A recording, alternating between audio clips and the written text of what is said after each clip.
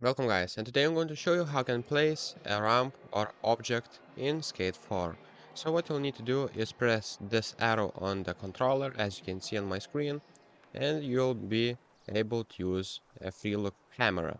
And to add a object, as you can see, you'll need to press X or A, and here you'll be able to select a ramps.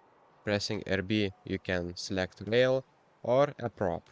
And how you can add, just select A or X, and as you can see you can move it, raise it with these buttons, and just place with A or X.